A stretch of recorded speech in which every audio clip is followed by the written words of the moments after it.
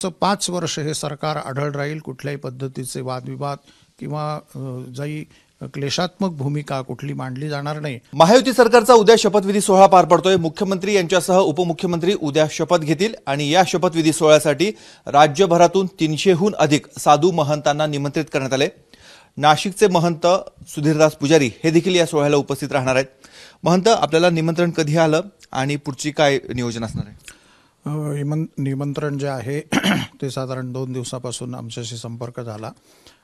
Passes वगैरे आमचे सगळे तयार आहेत आणि महाराष्ट्रातील वारकरी संप्रदाय असो, सर्व संत महात्मे आखाडे असो, सर्व जे प्रमुख मंडळी आहे त्यांनी, आपण जाणत आहात की या विधानसभेच्या पूर्वसंध्येला संपूर्ण महाराष्ट्रामध्ये अत्यंत मोठ्या प्रमाणावरती जनजागृती अत्यंत मोठ्या प्रमाणावरती केलेली होती आणि त्याचा परिणाम, त्यांच्या सर्वांचे आशीर्वाद आज या सरकारला लाभलेले आहेत आणि त्याचं उत्तरदायित्व म्हणून उद्या आशीर्वाद देण्याकरता आम्ही सर्व त्या ठिकाणी उपस्थित आहोत.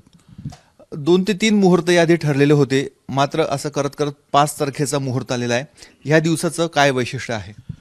भगवद्गीतेच्या 10व्या अध्यायामध्ये मासानाम मार्गशीर्ष अस्मी, मार्गशीर्ष मास हा माझा अत्यंत आवडता आहे असं भगवान श्रीकृष्णांनी सांगितलं.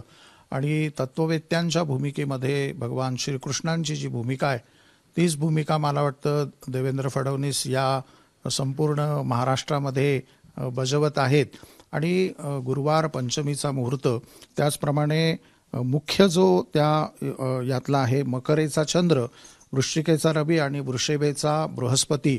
तर उद्या 5:57 श्रवण जे प्रमुख नक्षत्र लागतंय याचं वृषभ लग्न नावाचं जे स्थिर लग्न आहे आणि ध्रुव नावाचा एक आढळ योग त्या ठिकाणी, जसा ध्रुव तारा हा आढळ आहे तसं 5 वर्ष हे सरकार आढळ राहील. कुठल्याही पद्धतीचे वादविवाद किंवा जाई क्लेशात्मक भूमिका कुठली मांडली जाणार नाही आणि निर्विघ्नपणे हे सरकार चालेल असं 5:57 कुंडलीचं वैशिष्ट्य आहे. आम्ही आदरणीय देवेंद्रजींना ही सूचना देखील पोहोचवलेली आहे की तुम्ही साधारण 5:57 शपथ ग्रहण करावी.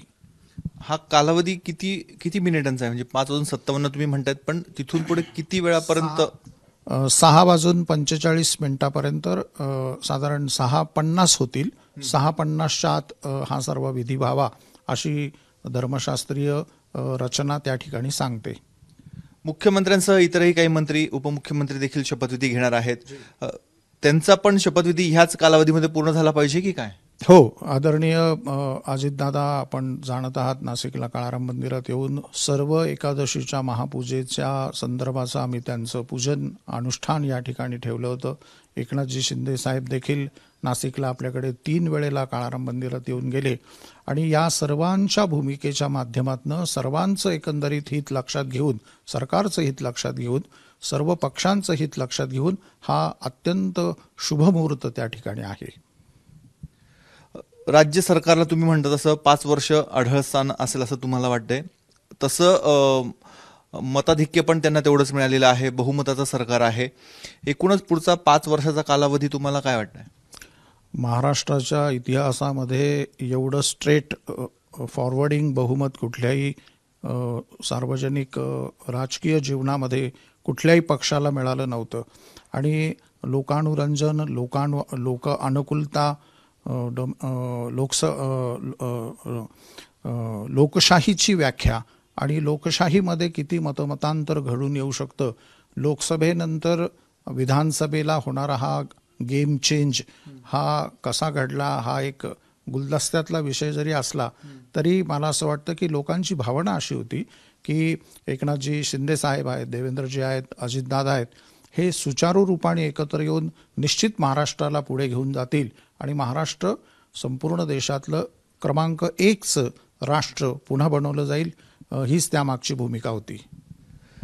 हे आहेत महंत सुधीरदास पुजारी. यांच्यासह शेकडो साधू महंत उद्याच्या शपथविधी सोहळ्यासाठी उपस्थित राहणार आहेत. मात्र सर्वात महत्त्वाचं म्हणजे उद्याचा दिवस हा महत्त्वाचा आहे. धार्मिकदृष्ट्या उद्याच्या दिवसाचं महत्त्व आहे आणि हाच मुहूर्त साधत मुख्यमंत्री आणि उपमुख्यमंत्री उद्या शपथविधी सोहळा साजरा करणार आहेत. कॅमेरामन मयूर बारगेजेसह मुकुल कुलकर्णी, एबीपी माझा, नाशिक.